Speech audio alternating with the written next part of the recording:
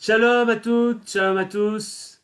On est très heureux de se retrouver avec Midreshet Yehuda Manitou pour cette soirée spéciale Hanouka qui est en deux parties. Première partie avec le Rav Chaim Dinovitch et la deuxième partie avec la guide Talia Cohen. On entame tout de suite avec le Rav Dinovitch. Rav Dinovitch, est-ce que vous nous entendez? Ouvrez votre micro. Oui, je vous entends très bien. Est-ce que tout le monde m'entend? Très bien, on est très heureux de vous accueillir avec la Midreshet Yehuda Manitou. Et ce soir, vous avez décidé comme sujet de nous parler de la Grèce qui a un combat avec Israël. Et d'après le titre que vous avez donné, la Grèce se bat contre l'intériorité de l'intelligence. Voilà le programme de cette première partie de soirée. Toda Rabah Ravdinovic. Merci beaucoup. Alors, mes amis, on va commencer notre cours. Je suis d'abord très honoré de pouvoir participer à un Zoom avec l'Institut du Rav Manitou. C'est bien ça, c'est le Rav Manitou, hein? Et c'est un très, très grand honneur de pouvoir, encore une fois, donner des explications de Torah à une institution qui se réclame de son nom. Comme vous le savez tous et toutes, un homme hors du commun, un homme absolument incroyable qui a ouvert de grandes, grandes portes dans notre génération, une approche nouvelle, profonde, authentique de la Torah. Et on lui doit énormément. Et Bezrat Hashem, comme on le dit avec sincérité, qu'au moment de Triat Hametim, qu'on puisse à nouveau voir cette grande figure parmi nous. Je vais expliquer aujourd'hui des notions, je veux juste faire une toute minuscule introduction des notions qui sont liées au secret de la Torah dans le Zohar, dans le Ari Kadosh et dans la Chassidoute. Mais bien sûr, comme je l'enseigne très très souvent dans mes cours en hébreu ou en français, la véritable approche des secrets de la Torah est celle qui nous permet de les faire descendre et de les expliquer de la manière la plus simple, au point que même des personnes qui n'ont aucun lien direct ou profond avec ces secrets seront malgré tout capables de les comprendre. Comme j'explique toujours, lorsque l'on approche les secrets de la Torah, mais on les laisse en haut, et finalement on n'arrive pas à les faire descendre dans la réalité, dans notre monde, alors il y a effectivement un très très grand problème. Le véritable devoir des enseignants, c'est de capter les secrets de la Torah et malgré tout les faire descendre, encore une fois, et les exprimer de la manière la plus simple possible. Une autre introduction avant que je commence. Il est clair que comme ce que je vais expliquer est fondé sur des enseignements du Zohar ou du Ari Kadosh, il est clair que ce que nous allons voir ensemble, mes amis, n'est même pas l'ombre de l'ombre de l'ombre, des milliards de fois l'ombre de tout ce que l'on peut expliquer sur les notions que je vais rapporter. Car les secrets de la Torah contiennent des lumières qui sont absolument infinies. Et donc, à notre niveau, nous n'allons prendre que véritablement que le milliardième du micron de l'ombre de tout ce qu'on peut dire sur les notions que je vais apporter. Et je commence. Le Ari Akadosh nous révèle, et il y a un remez dans le Zohar lui-même, nous révèle pourquoi il y a 4 exils. Et il explique que les 4 exils d'Israël, à partir du moment où nous sommes devenus un peuple, c'est-à-dire, comme vous le savez tous et toutes, l'exil de Babylone, l'exil de Perse, l'exil de Grèce dont on va parler, l'exil de Rome, le dernier qui dure depuis 2000 ans, même si on est déjà revenu sur notre terre et on approche de la délivrance finale, mais on n'est pas encore complètement sorti de cet exil, ne serait-ce que parce que le Mashiach ne s'est pas encore dévoilé et le temple n'est pas encore reconstruit, et pas tout Israël est encore sur sa terre, mais en tous les cas, on approche de la délivrance, c'est sûr. Mais quoi qu'il en soit, le Ari Akadosh pose la question pourquoi 4 exils.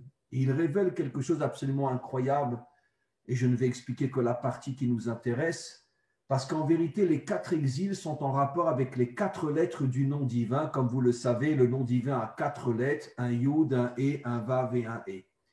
Et il explique que chaque exil avait pour intention de voiler l'une des lettres du nom divin.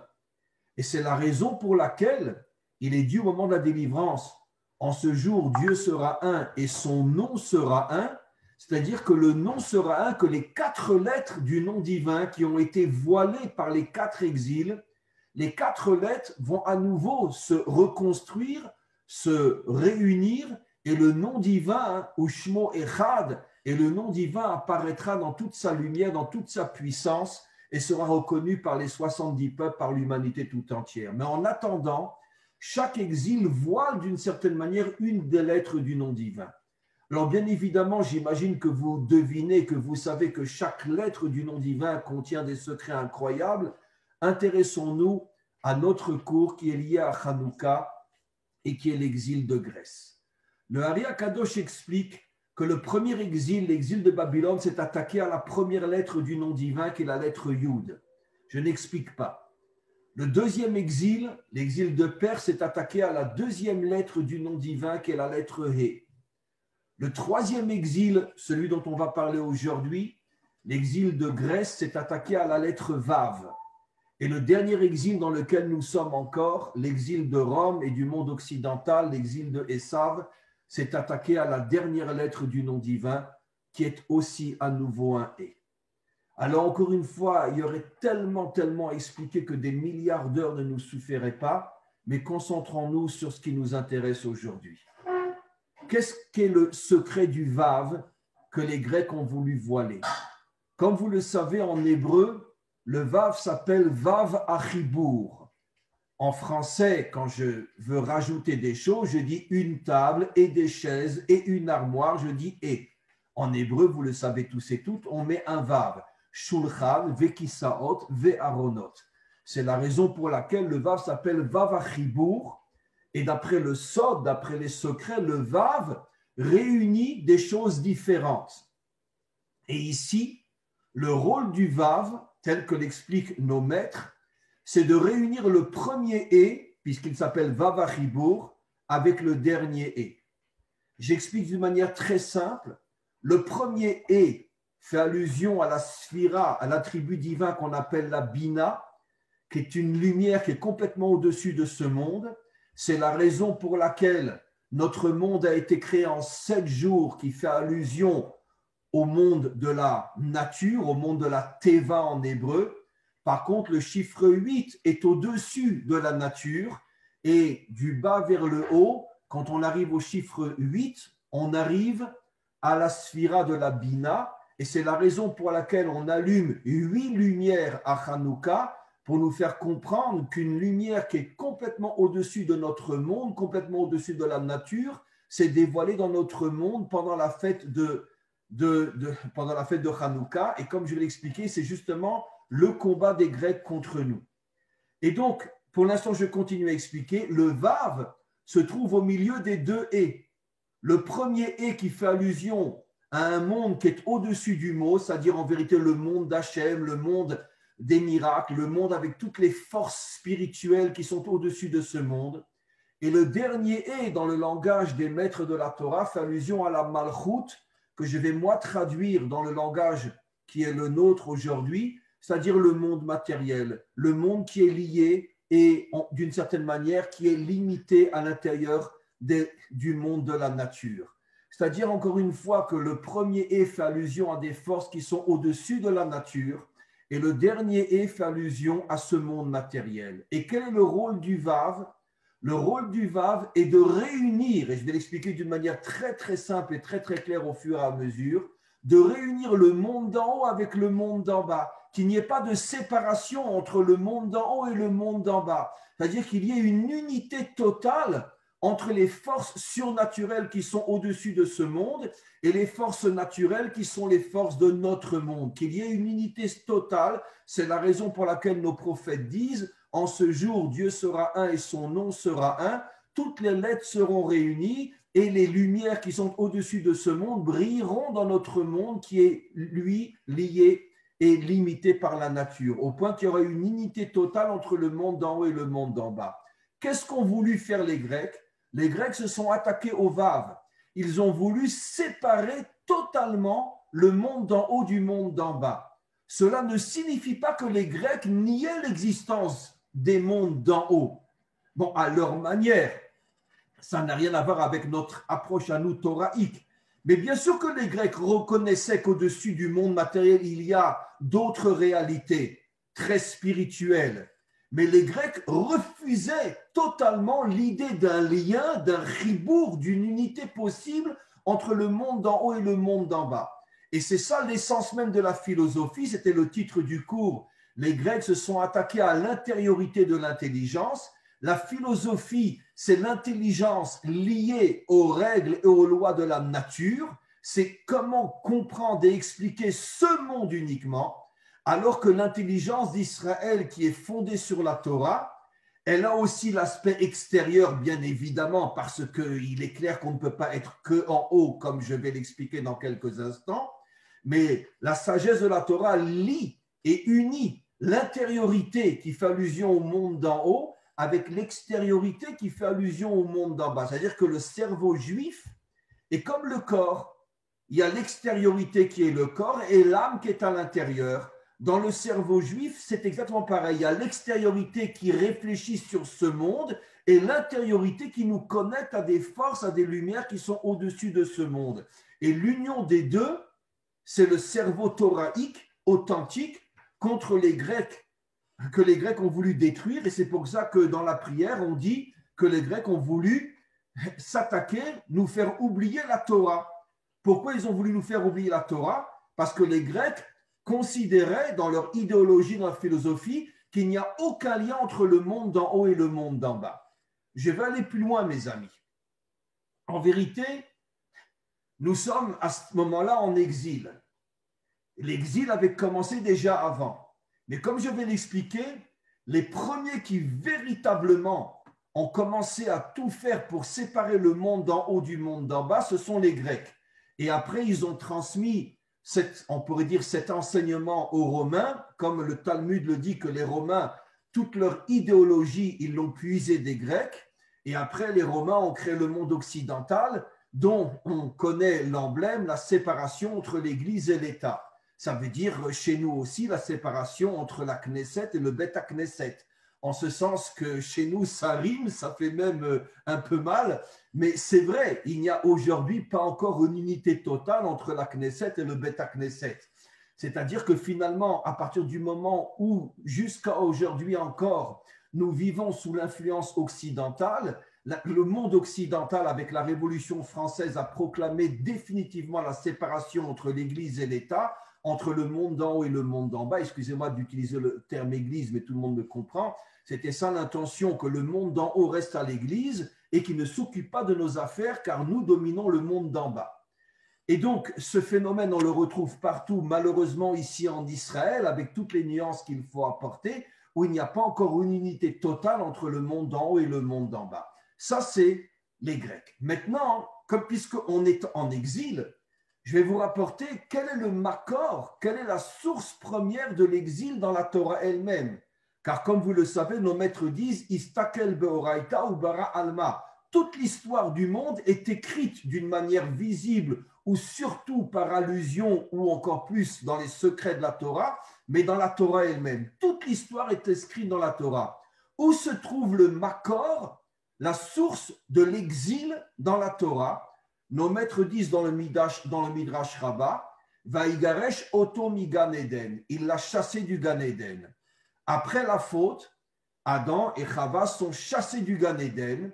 Et nos maîtres expliquent que chasser, comme on le voit dans les prophètes, l'exil s'appelle aussi Girouche, comme un homme qui est Mégaresh son épouse, puisque nous sommes l'épouse d'Hachem, lui est le côté masculin, et en tant que peuple, nous sommes l'aspect féminin. Et donc, il nous a donné un guet, il nous a chassés. Et le makor, c'est dans la Torah, où il est marqué « Vaïgaresh Adam mi Gan Eden ». Maintenant, essayons de comprendre, mes amis, puisque l'exil au niveau du makor thoraïque a commencé dans le Gan Eden, et après je vais l'expliquer dans notre histoire où il a commencé et quand il a commencé. Essayons de comprendre, c'est quoi la faute qui a amené ce girouche-là au niveau thoraïque? Alors là, je vais vous expliquer quelque chose que je vais expliquer dans des mots très simples, quelque chose qui est très peu connu, que le Zohar révèle dans le Sefer Bereshit. Nous, on a toujours l'impression que la faute, c'était ne mange pas de l'herbe du Etz Hadaat Tov Vera, car sinon tu amèneras la mort dans le monde. C'est vrai, c'est le pshat. Mais le Zohar explique quelque chose d'extraordinaire que je vais expliquer dans un langage très très simple que même un enfant pourrait comprendre. Le Zohar nous dit qu'en vérité, l'intention d'Hachem était que Adam mange en même temps du Etz HaChaim et du Etz HaDa'at. Et s'il avait mangé en même temps du Etz HaChaim et du Etz HaDa'at, il aurait fait le tikkun du monde. Mais comme il a séparé le Etz HaChaim du Etz HaDa'at et qu'il a mangé que le Etz HaDa'at, il a amené la mort dans le monde. Ça, c'est le langage du Zohar. Donc, encore une fois, l'intention d'Hachem était de dire à Adam, tu as le droit de manger du Etz HaDa'at, mais à condition que tu le manges en même temps que le Etz HaChaim. Expliqué dans un langage très simple, et vous allez comprendre c'est quoi la source de l'exil. Le Etz HaChaim fait allusion au monde spirituel, d'où on le sait, mais quand l'âme a été créée, l'âme est appelée Nishmat Chaim. Et le Zohar dit le Etz HaChaim fait allusion à l'intériorité spirituelle du monde matériel, comme l'âme qui est dans le corps. Le corps est soumis aux lois de la nature, mais l'âme est complètement au-dessus de la nature. Et la vie est donnée par la dimension spirituelle, la vraie dimension spirituelle. Le Etz HaChaim fait allusion au monde spirituel. Et le Zohar explique le Etz HaDa'at fait allusion à quoi? Au monde matériel, dans lequel il y a le Tov et il y a le Ra. Et donc, qu'est-ce que lui a dit Hachem à Adam? Surtout ne sépare pas le monde d'en bas du monde d'en haut, parce que sinon tu vas tomber en exil. Et donc, mange les deux en même temps, qu'il y ait une unité. Et ça va, vous allez voir, ça va devenir de plus en plus clair ce que j'explique. Il faut qu'il y ait une unité totale entre le monde d'en haut et le monde d'en bas. Que celui qui est en haut s'unit à ce qui est en bas et celui qui est en bas s'unit à celui qui est en haut. Et quand il y aura ce Shem Echad, ce nom entier, à ce moment-là, c'est le tikkun du monde. Est venu le Nachash, je n'explique pas, etc. Il y a trop de choses à expliquer. Finalement, qu'est-ce qu'a fait Adam? Il a dit, moi, je n'unis pas les deux. Je suis dans le monde d'en bas. Je ne vis que pour le monde d'en bas. Je prends l'arbre de la connaissance sans l'arbre de la vie. À ce moment-là, il a amené la mort dans le monde. Et c'est quoi la mort? Eh bien, c'est la séparation entre l'âme et le corps. C'est quoi la mort? L'âme retourne en haut et le corps descend tout en bas. Il n'y a pas d'unité entre l'âme et le corps. C'est exactement ça la définition thoraïque de la mort. Donc on voit que finalement les choses sont très claires. C'est quoi l'exil? C'est la séparation entre le monde d'en haut et le monde d'en bas. J'expliquerai un petit peu mieux dans quelques instants, mais ceux qui sont spirituels ne sont que en haut et ceux qui ne sont pas, ceux qui sont laïcs ne sont que en bas. Il n'y a plus d'unité entre les deux mondes. C'est ça le monde de la mort. Le corps sans âme et l'âme sans corps. Ça, c'est la faute de Adam Arishon. Maintenant, dans notre histoire, quand véritablement, il y a déjà des sources avant, mais quand dans notre histoire l'exil a commencé, eh bien quand il y a eu le schisme entre Jéroboam et Rechavam. Rechavam, vous connaissez tous le schisme entre les 10 tribus et les 2 tribus. Ça a été la cause première fondamentale de la destruction du premier temple, du deuxième temple et des 4 exils. Tout a été à cause du schisme. Et regardez ce qui est extraordinaire. Jéroboam était au départ un très grand sadique. C'est la royauté qui lui a tourné la tête, comme on le sait, je ne rentrerai pas dans les détails, mais nos maîtres disent qu'au départ c'était un très très grand sadique, mais surtout c'était un descendant direct de génération en génération de Yosef Hatzadik. Et Rechavam était un descendant direct de David et de Yehuda. Ça veut dire que Rechavam, le fils de Shlomo, incarnait la royauté, le monde d'en bas, alors que Jéroboam incarnait le tzaddik, le monde d'en haut. Puisque comme on le sait, le tzaddik, lui, il reçoit essentiellement les forces d'en haut, alors que le dirigeant, lui, essentiellement, il vit en dirigeant les forces d'en bas. Et donc cette séparation entre Jéroboam et Rechavam, qui a causé la première destruction du temple et 4 exils, mes amis, comme vous le savez, ça ne fait pas 2000 ans qu'on est en exil, ça fait 3000 ans qu'on est en exil. Parce qu'après la destruction du premier temple, seulement 2 ou 3% sont revenus à l'époque de Ezra. 98% des Juifs ne sont jamais revenus de Babylonie et de Perse. Ce qui veut dire que ça fait 3000 ans qu'on est en exil sur 4000 ans d'histoire. C'est pour ça, comme je vais l'expliquer, qu'on a perdu finalement l'identité juive authentique. parce qu'on est tellement en exil depuis 3000 ans sur 4000 ans qu'on ne sait plus vraiment ce qu'est la véritable définition de l'identité juive authentique, comme je vais l'expliquer. Mais en tous les cas, donc, je reviens, ce schisme où il y avait Jéroboam d'un côté qui incarne le monde d'en haut, le grand sadique, qui après est tombé, et puis Rechavam qui incarne la royauté en bas, et lui aussi il est tombé. Pourquoi? Quand il n'y a pas d'unité entre le monde d'en haut et le monde d'en bas, tout le monde se casse la figure. Les religieux se cassent la figure et les laïcs se cassent la figure. Tout le monde se casse la figure. C'est pour ça que Jéroboam, sur lequel nos maîtres nous disent c'était un des plus grands tzaddiks de tous les temps, il est devenu roi, il est devenu, comme disent nos maîtres, une véritable crapule. Un assassin qui a fait assassiner des milliers de juifs.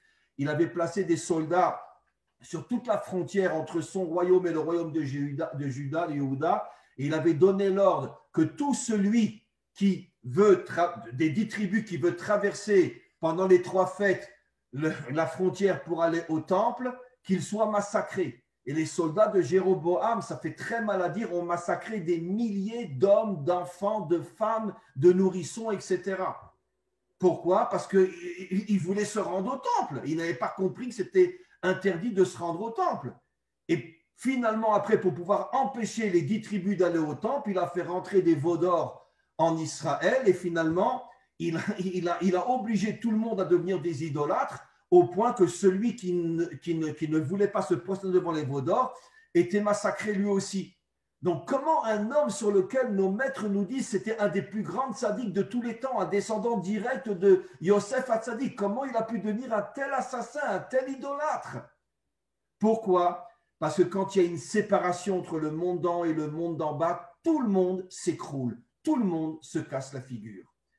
Le tzaddik tombe et le manhig, celui qui dirige le monde d'en bas, tombe aussi. Tout le monde tombe. Il n'y a que l'unité entre les deux qui peut assurer véritablement le maintien de chacun. Et comme je vais l'expliquer dans quelques instants, tout va devenir extrêmement clair. Et donc, on comprend encore une fois pourquoi les Grecs se sont attaqués au Vav, parce que les Grecs, encore une fois, voulaient séparer le monde d'en bas du monde d'en haut. Finalement, ils voulaient amener la mort dans ce monde. Ils ont voulu répéter, recommencer la faute de Adam Arishon, comme je l'ai expliqué très clairement. Et maintenant, vous comprendrez, mes amis, pourquoi l'un des décrets essentiels des Grecs a été l'interdiction de la Brit Mila. Et contre la Brit Mila, ils étaient d'une férocité incroyable. Terrible.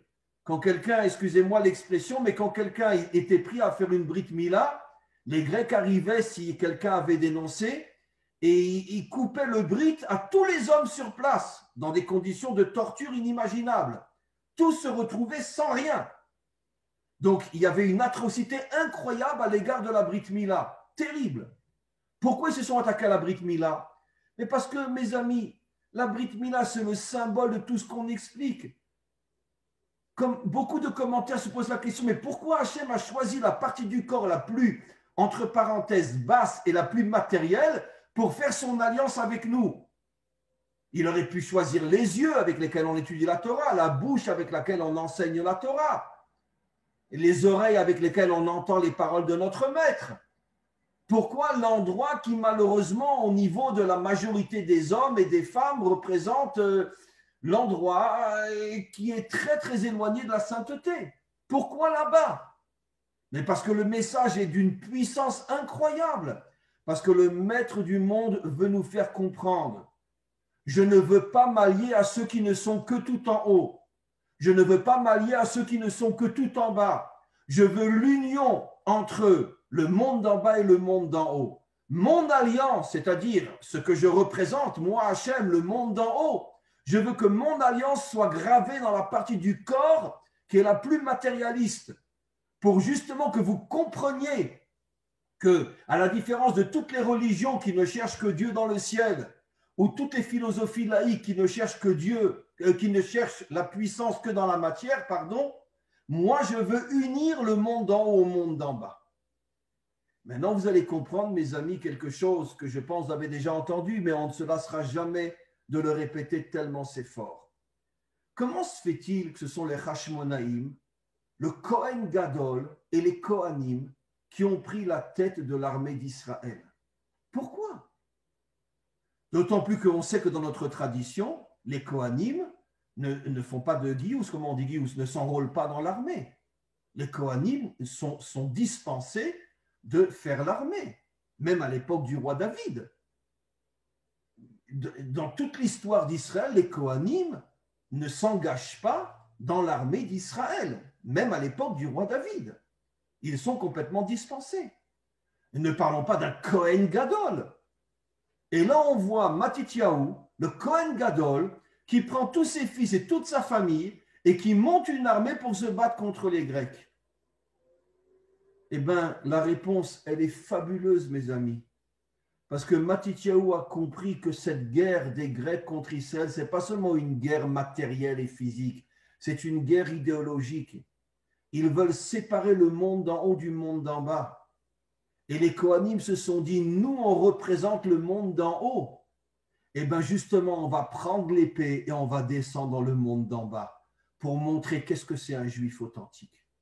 Un juif authentique, ce n'est pas celui qui reste toute la journée dans la synagogue en train de prier ou dans son centre d'études en train d'étudier. Un juif authentique est celui qui sait que quand il y a des moments où il faut descendre dans ce monde et se battre dans ce monde, il est le premier à se battre dans ce monde.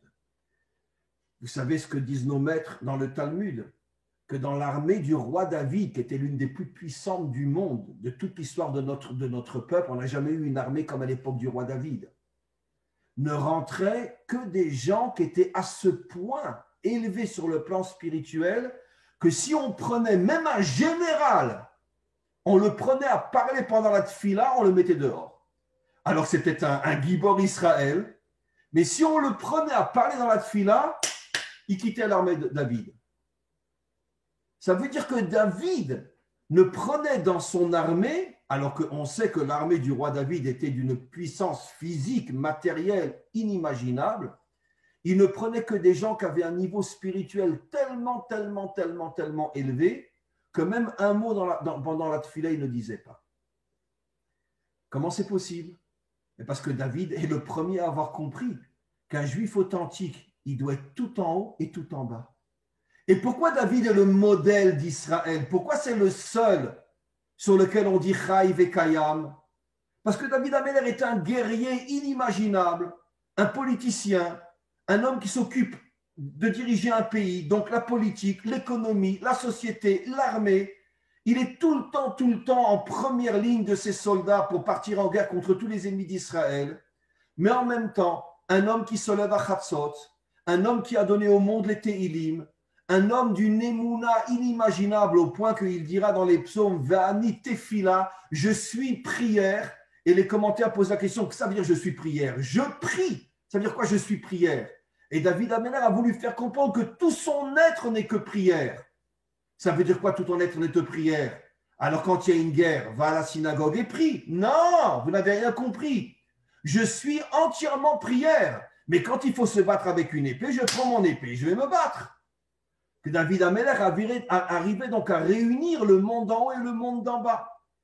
Et malheureusement, après, quand il y a eu le schisme, la séparation entre le monde d'en haut et le monde d'en bas, Jéroboam le tzaddik et Rechavam la malchoute, le monde d'en bas, on a commencé le premier exil, deuxième exil, et quand on est arrivé au troisième exil, et que là, les choses sont devenues claires, que toute l'intention des nations et d'empêcher Israël de remplir sa mission, qui est de réunir le monde d'en haut au monde d'en bas, à ce moment-là, les Kohanim ont eu une itorérut, ont eu un réveil, ont eu une prise de conscience et se sont dit, mais c'est à nous d'être à la tête de l'armée qui va se battre contre les Grecs. C'est à nous. Maintenant, vous comprenez pourquoi il est dit dans la Tfila, tu as donné les forts dans les mains des Khalashim. Quel Khalashim? Pourquoi Khalashim? Quoi, il y avait, tous les Juifs étaient des Khalashim. Surtout à cette époque-là, il y avait des Giborim parmi nous. Aujourd'hui aussi, il y a des Giborim parmi nous. Pourquoi Khalashim? Parce que ça fait allusion aux Kohanim. Les Kohanim ne faisaient pas de sport, n'avaient pas d'entraînement militaire. Toute la journée, ils étaient avec Dieu. Et donc, ils étaient Khalashim par rapport aux Grecs. Mais qu'est-ce qu'ils ont compris? Que pour pouvoir vaincre les Grecs, ça doit passer par nous. Pour montrer aux Grecs que nous, qui sommes tout en haut, nous allons descendre tout en bas, nous allons prendre une épée, nous allons nous battre pour montrer que la véritable mission d'Israël, la véritable identité authentique d'un juif, c'est d'être tout en haut et tout en bas et de réunir les deux. Vous savez, je dis toujours, ça me fait un petit peu de peine, mais quand il y a eu les Shivas de Moreno, je ne me rappelle plus son prénom, ce soldat incroyable de Sayeret Matkal, qui est mort pendant la deuxième guerre du Liban, tous les généraux, tout le Ramatkal, tous ceux qui étaient là ont dit que depuis David Ameller, jamais Israël n'avait eu un homme de la dimension de Moreno. Et pas uniquement par rapport à son courage physique, par rapport à sa dimension spirituelle aussi. On sait très peu de lui parce qu'on n'a pas de photos, on n'a pas le droit d'en parler, etc. Mais c'était un homme d'une spiritualité absolument incroyable. Il y a une histoire très connue que j'ai entendue un jour de la bouche de son père. J'avais une fois organisé un séminaire il y a de nombreuses années. Moreno était déjà décédé. Vous savez, bon, les parents sont français, comme vous le savez. Lui aussi, si je ne me trompe pas, est né en France. Et le père avait raconté qu'une fois, il était revenu de mission. Bon, alors évidemment, pas un mot sur la mission. Il était revenu de mission, une mission extrêmement périlleuse. Et quand il est revenu en hélicoptère avec ses soldats, tout le staff de la Knesset l'attendait. Il y avait le Rosh Memshala, il y avait le Nassi, il y avait le Ramatkal, il y avait les généraux. Tout le monde était là. Et l'hélicoptère avait 2 portes. Et quand il est arrivé, il ne restait que quelques minutes pour faire Mincha. Alors, tous les soldats sont sortis par la porte qui était devant tout le staff de la Médina. Et lui, il est sorti par la porte de derrière pour faire Mincha. Et à ce moment-là, je crois que c'était le Rosh Memshala ou le Nassi à Médina, il a demandé, mais où il est Moreno? C'est pour lui qu'on est venu. Alors, il y a un soldat qui a répondu, écoutez, donnez-lui encore quelques minutes, il est en train de faire Mincha. C'est incroyable. Quand tu vois que tous les dirigeants d'Israël sont là pour t'attendre et te féliciter pour la réussite de ta mission, tu t'en vas faire Mincha. Et bon, alors c'est pas grave, parce que même Al-Pi Halacha, on peut dire qu'il pourra faire Arvit 2 fois. Il y a des solutions Al-Pi Halacha, je ne vais pas rentrer dans les détails, qui auraient pu faire qu'éventuellement, il aurait pu ne pas faire Mincha, parce qu'il est dans une situation de honnête, et il aurait fait 2 fois le Shmona Esrei de Arvit. C'était possible. Mais lui, c'était hors de question. Ils n'ont qu'à m'attendre. Moi, je fais Mincha. Ça, c'est Moreno. C'est pour ça que le Ramatkal a dit depuis David Ameller, on n'a jamais eu quelqu'un comme. Ça, c'est l'identité juive authentique. Mais malheureusement, je ne dis pas qu'on n'en a pas, on en a beaucoup des comme ça en Israël, grâce à Dieu. Mais cette identité, on l'a perdue pendant des millénaires. Pendant des millénaires où les Juifs, parce qu'ils n'avaient pas d'autre choix, parce qu'on n'avait pas de pays, on n'avait pas d'armée, on n'avait pas de politique, on n'avait pas de calcala, on n'avait rien. Donc les Juifs croyants s'enfermaient dans les livres et les Juifs matérialistes partaient, s'assimilaient. Et on était un peuple coupé en deux. Mais en vérité, plus personne n'avait l'identité juive authentique. Il a fallu qu'on revienne sur notre terre et que petit à petit l'identité juive se reconstruise d'une manière authentique. Et on voit de plus en plus maintenant de juifs qui ont compris que la véritable identité d'un juif authentique, d'un Israël authentique, c'est d'avoir une âme hyper puissante et un corps hyper puissant. Quand je parle d'un corps hyper puissant, je ne parle pas forcément de muscles, mais c'est-à-dire une activité dans ce monde matériel hyper puissante. Et c'est ce qu'on attend aujourd'hui. On attend aujourd'hui des généraux qui sont en même temps de très grands Talmidei Chachamim. Malheureusement, il n'y en a pas tellement. Des généraux religieux, il y en a. Mais qui sont de grands Talmid Chacham, il y en a très peu ou pratiquement pas. On attend aujourd'hui des responsables de Chevrot de high-tech qui sont en même temps de très grands Talmid Chacham. Malheureusement, je ne sais pas si on peut les compter sur les 2 doigts de la main. C'est sûr qu'on est en train de revenir vers l'identité juive authentique. Mais après 3000 ans d'exil, on a perdu notre nature véritable. Et c'est pour ça qu'aujourd'hui, si tu es un très grand Talmid Chacham, tu ne peux pas être le Menaël d'une Chevra de high-tech. Si tu es un très grand Talmid Chacham, tu ne peux pas être un général ou un Ramatkal. Parce que ce n'est pas possible. Et vice-versa. Mais plus on va s'approcher de la délivrance, et plus vous verrez, on va commencer à voir sortir de notre peuple des géants dans les 2 dimensions. La dimension extérieure, le corps, la dimension intérieure, l'âme. Au niveau du cerveau, la dimension extérieure, la capacité d'être un géant dans la high-tech, d'être un géant à l'armée, d'être un géant dans peu importe, dans n'importe quel domaine, et en même temps, dans l'intériorité, être un géant dans la Torah. Et le seul exemple qu'on a pratiquement dans toute notre histoire, c'est le roi David. Un géant dans la politique, un géant dans la société, un géant dans l'armée, un géant dans l'économie, comme nous disent nos maîtres, que toute l'économie était entre les mains du roi David, et à cette époque-là, tout le monde avait de quoi manger. Mais en même temps, un géant dans la prière, un géant dans la Torah, au point que nos maîtres nous disent Bechol makom halacha ke David. Dans tous les domaines, la loi, la halacha est comme David. Mais comment il a le temps d'être le possèque adore quand il s'occupe uniquement de choses matérielles? Parce que c'était un juif authentique. Il a su réunir les deux et il a eu le miracle de cette union-là. Maintenant, mes amis, je terminerai en parlant d'un phénomène très connu, mais qui va prendre une explication tout à fait peut-être nouvelle dans le cadre du cours d'aujourd'hui. La question est très connue. Pourquoi les Grecs ont rendu impures les huiles? S'ils ne veulent pas qu'on allume la menorah, ben ils n'avaient qu'à casser les fioles ou voler les fioles. Les sortir du Beth Amikdash? Non. Ils ont laissé toutes les fioles où elles étaient, ils ont simplement apporté un reptile et ils ont touché chaque huile avec un reptile. Nos maîtres posent la question, mais je ne comprends pas, s'ils ne veulent pas qu'on allume la menorah, eh bien qu'ils cassent les fioles. Pourquoi les rendre impures? Ben, la réponse est évidente avec le cours d'aujourd'hui. Parce que l'intention des Grecs était justement de ridiculiser les Juifs. Quoi, vous croyez qu'il y a un lien entre le monde d'en haut et le monde d'en bas? Ça veut dire quoi que l'huile est impure? Mais l'impureté, c'est un concept spirituel. L'huile, elle est matérielle. En quoi la spiritualité peut-elle s'unir à la matérialité? Ils ont justement voulu tester les Juifs. Parce que s'ils avaient cassé les huiles, évidemment qu'on ne peut plus allumer.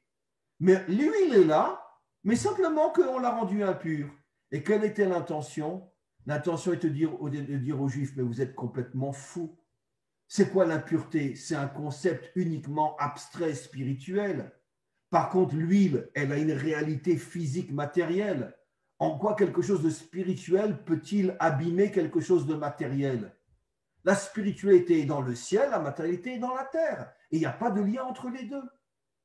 Et quand les Grecs ont vu qu'aucun Kohen, que tous refusaient d'allumer les fioles, à ce moment-là, ils ont compris que finalement, que c'est très dur de faire sortir les Juifs de leur compréhension de l'unité entre le monde d'en haut et le monde d'en bas. Et maintenant, vous comprenez maintenant pourquoi, après la guerre finie qui a duré des années, qui a coûté la vie à des milliers et des milliers de Juifs, parce qu'il ne faut pas non plus comprendre cette guerre comme on le lit dans la Tfila.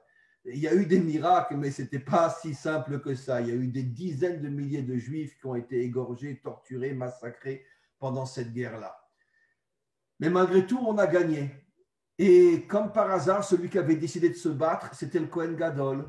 Et comme par hasard, quand on revient au temple, une seule huile est restée pure, l'huile du Kohen Gadol. Mida keneged mida, mesure pour mesure. Hachem, à ce moment-là, il a envoyé un message à Israël. Le Kohen Gadol a tout compris. Il a compris que cette guerre contre les Grecs n'était pas une guerre matérielle uniquement, mais une guerre spirituelle. Une guerre où la spiritualité s'unit à la matérialité. Et comme c'est lui qui a donné le feu vert à cette guerre, alors que c'était vraiment pas du tout l'homme qui aurait dû lancer la guerre contre les Grecs, un Kohen Gadol, eh bien moi j'ai fait en sorte qu'il y a eu un miracle, que la seule huile que les Grecs n'ont pas trouvée et qui restait pure, c'est l'huile du Kohen Gadol. Pour bien nous faire comprendre que le Kohen Gadol avait fait le bon choix. Et on comprend maintenant pourquoi le miracle a duré 8 jours. Parce que grâce à cette guerre, on est arrivé à nouveau à unir le monde d'en haut, représenté par le chiffre 8, au monde d'en bas, représenté par le chiffre 7. Le monde matériel a été créé en 7 jours, alors que le chiffre 8 représente la dimension qui est au-dessus de ce monde. Et vous comprenez maintenant pourquoi on fait la Brit Mila le 8e jour, pour pouvoir unir la dimension spirituelle qui est Hachem avec la dimension la plus matérielle du corps, qui est l'endroit de la circoncision. Et c'est pour ça que c'est le 8e jour, pour dire que si on arrive à unir la matérialité et la spiritualité, à ce moment-là, on a véritablement l'alliance avec Hachem. Mes amis, pour conclure avant vos questions, on doit comprendre la chose suivante. C'est que nous sommes revenus sur notre terre. C'est, je vais dire une bêtise, mais c'est évident, le plus grand cadeau qu'Hachem nous a fait après 3000 ans d'exil. On ne peut même pas, comme disent nos prophètes, si on devait dire merci à Hachem, nos lèvres s'useraient de dire merci. Chez Yivlou Siftotechem Milomardai. On ne peut pas, c'est impossible. Alors, Hachem sait qu'on ne peut pas le remercier tellement il nous faudrait des 3000 ans d'exil. Et surtout, on revient sur notre terre après Auschwitz et Treblinka. Et on revient sur notre terre. Mais on doit savoir, mes amis, que le retour sur notre terre, ce n'est pas seulement la reconstruction physique, matérielle d'Israël. Ce que le Rav Kook appelait, et Manitou aussi appelait, la dimension Mashiach ben Yosef.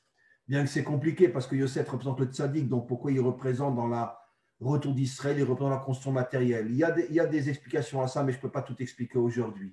Mais en tout cas, on sait que selon notre tradition, Mashiach ben Yosef, c'est la reconstruction du corps d'Israël. Et après Mashiach ben David, la reconstruction de l'âme d'Israël. Donc, d'une certaine manière, depuis notre retour, qui a commencé avant, bien sûr, la création de l'État d'Israël, qui a commencé à la fin du 19e siècle, le vrai retour a commencé, comme on le sait, en 1882, avec Zichron Yaakov, Petah Tikva et toutes ces villes-là. Mais quoi qu'il en soit, pendant plus d'un siècle, on s'est surtout préoccupé de la reconstruction du corps d'Israël. Exactement selon le schéma de la création de l'homme. Hachem a d'abord créé le corps et après, Vayipar be'apav nishmat chayim. Après que le corps soit fini, il fait rentrer dedans une âme de vie. Donc c'est le même processus. On reconstruit d'abord le corps de la nation et on se rapproche de plus en plus vers la reconstruction de l'âme de la nation. Mais il faut bien comprendre ce qu'est l'âme de la nation. Vayipar be'apav nishmat chayim. L'âme, elle est dans le corps, pas au-dessus du corps, pas à l'extérieur du corps. Le juif authentique est celui qui est spirituel, mais dans le corps. Comme j'ai donné encore une fois ces exemples, je suis un Talmid Chacham immense, mais je suis général à Tsahal. Je suis un Talmid Chacham immense, mais j'ai une chevra de high-tech ou d'autres choses avec 200 ou 300 employés. Mais comment c'est possible? Si tu es un Talmid Chacham, qu'est-ce que tu fiches dans la high-tech? Mais parce que je suis un juif authentique, parce que j'ai su réunir l'âme et le corps. Et ça, mes amis, c'est notre travail. C'est le message que nous devons transmettre à nos enfants et à nos petits-enfants, d'unir les deux. Parce que c'est ce qu'il y a le plus difficile. Parce que se planquer dans une yeshiva, c'est très facile. Se planquer à la plage, c'est très facile. Mais être à la fois un homme de Torah et un homme d'action, rien n'est plus difficile.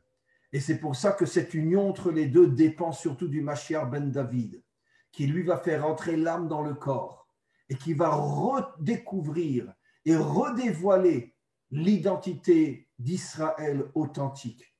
Où à ce moment-là, nous serons ceux qui vont être le Vav Achibour, qui unit le ciel et la terre, qui unit la dimension spirituelle avec la dimension matérielle. On prie le Maître du monde que pendant cette fête de Hanouka, qui est le symbole de tout ce qu'on a expliqué, on est d'ailleurs très très vite, l'huile fait allusion à la matérialité, la lumière fait allusion à la spiritualité, et la mèche qui relie les deux, ça a la forme d'un Vav, le Vav contre lequel les Grecs se sont attaqués, le Vav qui unit la flamme spirituelle avec l'huile matérielle, et le Vav au milieu, la ptila au milieu. Donc, c'est clair que toute la fête de Hanouka est le symbole des retrouvailles avec l'identité juive authentique. Et on prie le Maître du monde pour nous aider, Be'ezrat Hashem, à retrouver l'âme à l'intérieur du corps de notre nation et pour que la Knesset s'unisse au Beth Knesset et qu'il ne fasse qu'un et que véritablement on puisse faire renaître sur notre terre le juif authentique. Amen vechen yehi ratzon. Voilà, mes amis. S'il y a quelques questions, ça sera avec plaisir. Toda Rabba Ravdinovitch. C'est le moment, chers amis, vous pouvez ouvrir vos micros, poser vos questions. Sur le chat, on a eu quelques réactions, mais ce n'étaient pas des questions. Rav Dinovitch, on a encore un petit quart d'heure avec vous. Est-ce que vous pouvez donner peut-être une clé pour justement réussir à faire cette jonction? Dans notre génération actuelle, est-ce qu'on a une clé, une chose qu'on peut faire à part prier, qu'on arrive à rejoindre les deux bouts? Est-ce qu'il y a quelque chose peut-être plus pratique à faire? Écoutez, la chose plus pratique, je m'adresse surtout à des jeunes comme toi et à la jeunesse qui est finalement la génération qui va nous rapprocher le plus encore du Mashiach. Je vais peut-être vous surprendre, mais je pense que, vous me direz, ça existe déjà, mais je vais simplement insister. Je pense que les jeunes jusqu'à mon âge, hein, je suis plus jeune, mais j'en fais encore, on doit faire du sport. Pendant des années, moi, j'ai fait du Krav Maga et j'avais un professeur de Krav Maga. Et pourtant, pour un rabbin, c'est pas très. Mais non, je regrette. Je voulais avoir une dimension claire, physique dans ce monde. J'ai compris que je ne peux pas uniquement être quelqu'un qui étudie, qui enseigne. J'étudie énormément, j'enseigne énormément en français, en hébreu. J'ai sur YouTube un site avec plus de 1000 cours en hébreu et j'ai des milliers d'Israéliens qui me suivent. Mais j'ai compris il y a des années déjà que je ne pouvais pas être uniquement dans les livres. Sinon, j'allais perdre mon identité. Et donc, je suis quelqu'un qui fait du sport, je suis quelqu'un qui, pendant des années, j'ai fait du Krav Maga, j'ai fait d'autres sports de combat, etc. aussi. Et, et, et maintenant, bon, vu le choix que j'ai fait d'être un enseignant, je ne peux pas en même temps être un homme de high-tech, mais d'un autre côté, je veux dire, le chemin que toute la jeunesse israélienne doit suivre, c'est de trouver des enseignants qui les construisent avec une force hors du commun sur le plan spirituel, mais qui en même temps les aident à s'investir dans ce monde, à avoir un métier, à avoir un travail, à faire du sport, à faire des sports de combat, à être un combattant à l'armée, à être un kravi à l'armée, c'est possible. J'ai aussi, bon, jusqu'au Corona, malheureusement ça s'est arrêté, mais j'ai aussi eu le mérite d'être enseignant à l'armée pendant pratiquement 3 ans dans les unités d'élite, Givati, parachutiste, etc. Et j'enseignais toutes les semaines jusqu'au Corona. Après, malheureusement, on ne pouvait plus rentrer dans les bases. Mais j'ai enseigné et c'est ce que j'enseignais aux soldats Kravi. J'enseignais qu'avec des Kravi. C'est ce que je leur enseignais. C'est que la véritable force d'un juif, c'est qu'il est fort au niveau de son âme et il est fort sur le plan physique. Et aujourd'hui, en Israël, on a toutes les options, puisqu'on peut être un combattant à l'armée tout en étant quelqu'un de très, très, très spirituel. Et aujourd'hui, il y a de plus en plus, comme vous le savez tous et toutes, il y a de plus en plus aujourd'hui de gens de Torah qui rentrent à l'armée, même chez les Haridim, il y en a énormément. C'est complètement caché par la Tikchoret, mais je peux vous dire, moi j'étais pendant des années sur le terrain, je n'en revenais pas. Ce sont des milliers de jeunes Haridim qui s'engagent à l'armée aujourd'hui, mais c'est complètement censuré au niveau de la Tikchoret. Personne n'en parle. Et d'ailleurs, parmi les Haridim, ceux qui sont le plus nombreux à l'armée jusqu'à devenir des officiers, c'est les Chabad, les Lubavitch. Les Lubavitch, on les trouve partout à l'armée aujourd'hui, mais personne ne le sait parce qu'on n'en parle pas. Et je parle d'enfants de Shirim, d'enfants de Rabbanim, d'enfants de Dayanim, des papas, pas des Noshrim, pas des enfants qui ont lâché. Je parle de gens qui, dès qu'ils ont 5 minutes, ils ouvrent un livre et ils étudient. Voilà. Et donc, on voit qu'on est en train véritablement de reconstruire notre identité. Ne parlons pas des Datrim, qui eux, ça fait déjà depuis toujours qu'ils sont à l'armée grâce à Dieu et qui ont compris justement le chilouv entre les deux. Et donc, voilà, et si on vit à Jérusalem, pourquoi ne pas aller au Machon Lev? Pourquoi ne pas faire des études d'informatique ou d'autres choses, ou d'autres écoles, mais en même temps, investir autant sur le plan spirituel que sur le plan matériel, ce qui est, encore une fois, la chose la plus difficile. Mais si on arrive, je vous garantis que c'est ça, et uniquement ça, qui va précipiter la venue du Mashiach. Ce n'est pas ceux qui prient toute la journée, et à plus forte raison, pas ceux qui sont sur les plages toute la journée. J'exagère dans les deux sens, bien sûr, vous m'avez compris. Ceux qui vont amener le Mashiach, ceux qui seront l'armée du Mashiach, c'est ceux qui sont officiers dans l'armée, mais qui, quand ils ont 5 minutes, ils ouvrent un livre et ils étudient. Et ça, je l'ai vu de mes yeux. Je vous garantis, je vous raconte une petite histoire. Au début, quand j'allais à l'armée, j'allais souvent sur les terrains de Imounim, comment on dit Imounim, Entraînement. d'entraînement en plein désert, etc. Parce que les Givati ils sont dans le sud, à la frontière égyptienne. Et j'arrivais jusqu'à la base. Après, une jeep venait me chercher et on m'amenait dans le désert. Et j'arrivais là-bas, je voyais les jeunes, mais dans un état de fatigue, mais inimaginable, parce que c'était des imounis. Moi, j'arrivais en fin d'après-midi, ils avaient toute la journée, ça faisait plusieurs jours qu'ils étaient dans le désert, etc. Et, et, et après, avant que je commence mon cours, le Katsine leur donne un petit quart d'heure de repos pour se préparer au cours. Et quand j'ai vu ça, c'était la première fois, pratiquement, j'arrivais à l'armée. Je vois des jeunes sortir de leur uniforme, un livre de Télim, un qui sort un Tanya, un autre qui sort, je ne sais pas moi, un autre livre, peu importe, un Messilat Yesharim, et ils se mettent allongés dans le sable, ils se mettent à étudier. Je vous garantis, j'ai honte de dire ça, mais la première fois que j'ai vu ça, je me suis mis à pleurer. Je suis venu vers eux, je leur dis, mais attends, tu as un quart d'heure pour te reposer, tu sors un livre et tu pries. Et il me répond, mais qu'est-ce que vous croyez, Rav? Mais on a 5 minutes, on veut les consacrer à Hachem. Et je leur ai dit, waouh, c'est la première fois que je vois un vrai juif dans ma vie. Parce que, c'est la première fois que je vois un vrai juif dans ma vie.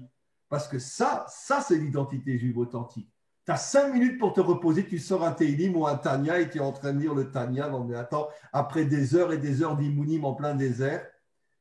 Et donc, aujourd'hui, on n'a plus d'excuses. Surtout, je parle au niveau de la jeunesse. Étudie, fais des études, sois un kravi si tu peux être un kravi. Investis-toi dans les deux et tu es en train de reconstruire l'identité juive authentique. Et c'est toi, des gens comme ça, qui, c'est sûr et certain, amèneront la délivrance finale. Et pourquoi ça fait des millénaires qu'on attend le Mashiach? Parce qu'on n'a pas eu de juifs comme ça jusqu'à présent. On n'avait que des juifs qui sont uniquement dans l'étude ou des juifs qui sont uniquement dans la matérialité. Et c'est pour ça que le Mashiach n'est pas venu, parce qu'il dit, mais ça, c'est pas mon peuple. Moi, je veux des juifs qui réunissent les deux dimensions. Et quand j'aurai ces juifs-là, je me dévoile. Et grâce à Dieu, il y en a de plus en plus dans notre pays aujourd'hui. Voilà. Toda Rabba Rav, je vois deux personnes qui ont ouvert leur micro, qui ont peut-être une question. Yosef, peut-être, est-ce que tu as une question? Et il y a Jonathan Nehemias aussi. Non, non, je te remercie. Non, non, je profite. Tu me donnes la parole pour remercier le Rav et te remercier pour cette soirée. Non, non, Toda Rabba. Ok, Jonathan, tu as une question? Non. Zéou, chers amis, je pense que c'est ça, prendre exemple sur David Ameller, sur Emmanuel Moreno, et continuer pour amener la venue de Mashiach. Oui? Quelqu'un a une question? Rav, merci beaucoup pour ce cours magnifique. Voilà, vraiment, c'est un cours vraiment, tout est dit en fait. J'ai quand même néanmoins une question. Oui. Qu'est-ce que vous pensez c'est un monde que je côtoie, que je connais un petit peu. Que pensez-vous des Haredim qui, eux, investissent les yeshivot et prient? Et il ne faut pas que prier, étudie. Voilà, j'ai des sons de classe différents. J'ai des Haredim qui me disent ce sont aussi des personnes qui maintiennent un niveau de Torah. C'est un peu difficile pour moi d'avoir une opinion après avoir écouté votre cours. Et même moi, j'étudie le Tanya. Et voilà, je vous laisse parler. Écoutez, c'est un sujet qui est délicat. Et tout à fait Mina Shamayim, j'ai commencé à donner la réponse avant votre question. Je peux vous affirmer que la jeunesse Haridi, et encore une fois, je suis déchiré de voir et que personne n'en parle en Israël. Il n'y a que nous qui sommes sur le terrain qui le voyons. La jeunesse haridite est en train de changer d'une manière qu'on ne peut même pas imaginer. Ça veut dire qu'aujourd'hui, de plus en plus et de plus en plus de jeunes haridim s'engagent à l'armée et dans les unités combattantes.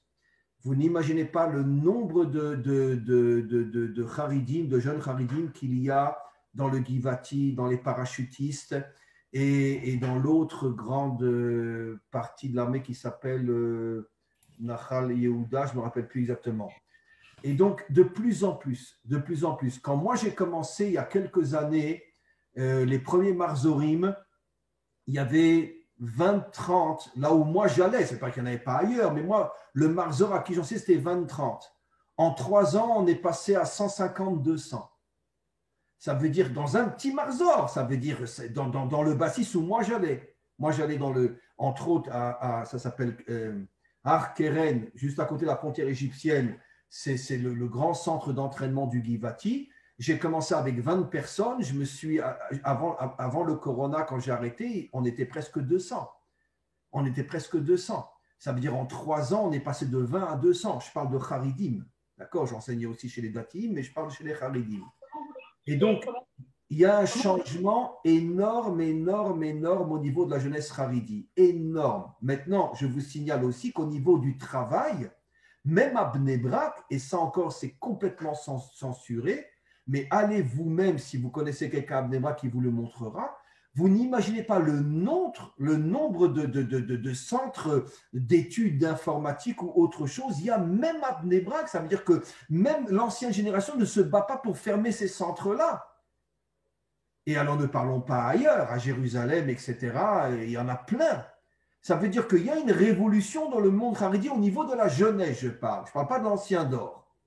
Donc, ce qui veut dire que quand l'ancien d'or aura atteint les 120 ans et qu'il ne restera que le nouveau d'or, on va s'apercevoir que dans le nouveau d'or, il y a de plus en plus de soldats, de plus en plus de gens qui travaillent, etc., dans tous les domaines. Et donc, le monde est en train de changer. Et moi, j'ai eu souvent l'occasion de demander justement à mes élèves à l'armée, mais qu'est-ce que vous faites là? Pourquoi vous êtes là? Pourquoi vous n'allez pas selon le chemin de vos parents? Et souvent, j'ai entendu une réponse qui m'a bouleversé et ils me disaient, mais Rav, mais qu'est-ce que vous croyez? Nous, on se considère comme faisant partie prenante de ce pays. On est un chélek de ce pays, on veut participer à la vie de ce pays. Alors quand tu entends un Haredi de 18 ans te dire ça, tu te dis, mais vraiment, le monde est en train de changer. Donc, si vous voulez, évidemment que l'ancienne génération est encore celle qui a le pouvoir aujourd'hui, mais jusqu'à 120 ans. Petit à petit, c'est la nouvelle génération qui va prendre le dessus et on s'apercevra d'une manière absolument incroyable que la nouvelle génération n'a plus rien à voir avec l'ancienne, pas sur le plan de l'attachement à Hachem, mais sur le plan de l'ouverture par rapport au monde matériel. Et comme je disais souvent en blaguant, à mon avis, dans la prochaine génération ou un peu plus, il n'y aura même plus de différence entre les Datiim et les Haridim, peut-être la couleur de la kippa au maximum, parce qu'ils se ressemblent de plus en plus au point qu'à mon avis, ils vont fusionner. Et la jeunesse Dati et la jeunesse Haridi ils se ressemblent tellement aujourd'hui qu'à mon avis, le concept Dati Haridi va disparaître d'ici 10, 15, 20 ans et ça sera une nouvelle jeunesse qui sera à la fois spirituelle et à la fois matérielle. Nelly, oui. Dernière question pour Nelly. Je voulais savoir, j'étais étonnée, il me semblait que l'Etz Hadat, c'était connaissance du bien et du mal, c'est quelque chose des valeurs spirituelles et que Etz Hachaim, c'est la vie ici-bas. Il me semble que vous avez dit le contraire. Le Zohar, des dizaines, si pas des centaines de fois, dit le contraire.